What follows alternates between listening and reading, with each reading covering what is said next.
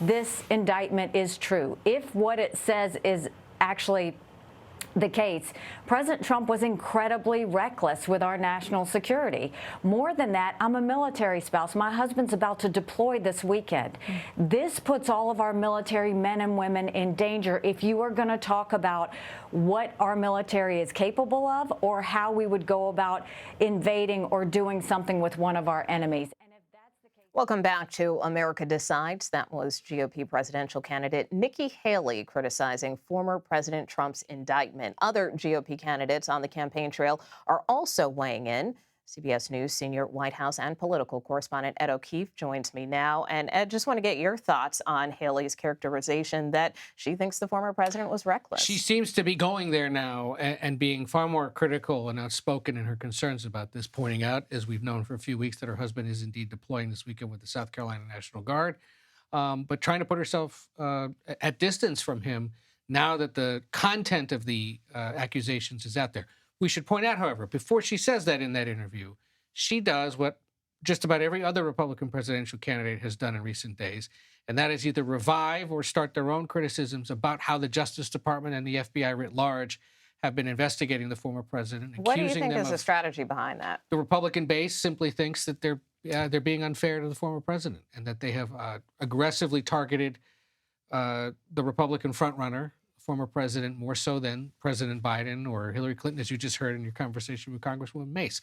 That speaks to a real concern that a lot of base voters have about it. That said, to hear her, Nikki Haley, go out there and now say, if it's true, it's quite serious and we should be concerned about it. To hear Tim Scott earlier today in a quick conversation with reporters at an event he held in South Carolina say something very similar is a sign that a bunch of these candidates who, let's face it, are far further down in the rankings than the former president right now, realize that one way to get ahead potentially is to put distance between them and these accusations against them. How does that square with other candidates, though, like Florida Governor Ron DeSantis? He has also suggested that there's been a, quote, weaponization, unquote, of the Justice Department, a pretty aggressive characterization of where he thinks things are at. Has not weighed in as much on the specific charges, and I suspect he's going to get asked about it again at some point soon, and we'll see how he responds. But, you know, there are those like DeSantis who are trying to hug as close to, if not the former president himself, then to his policies, his style, and his base of support, than other candidates who perhaps are making a play for the more traditional Republican voter. That would certainly be Nikki Haley and Tim Scott.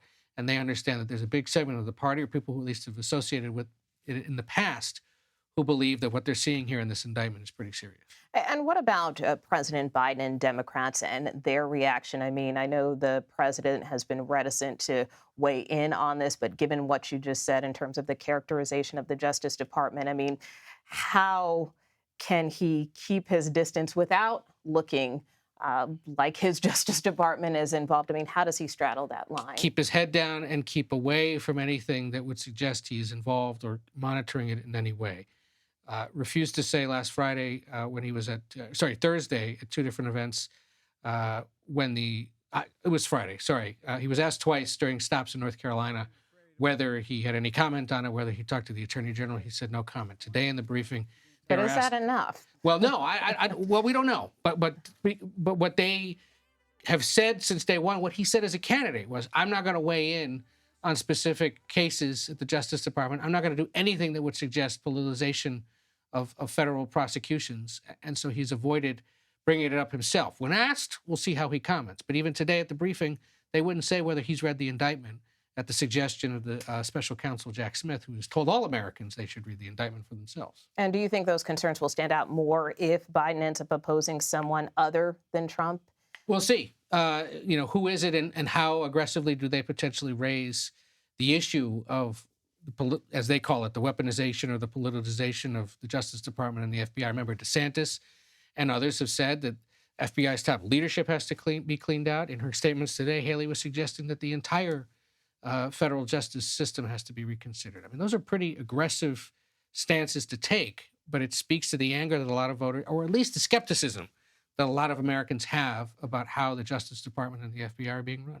All right. Ed O'Keefe, thank you so much for joining us as always. And of course, we will see you tomorrow evening when Ed actually anchors America Decides. He will be right here for you.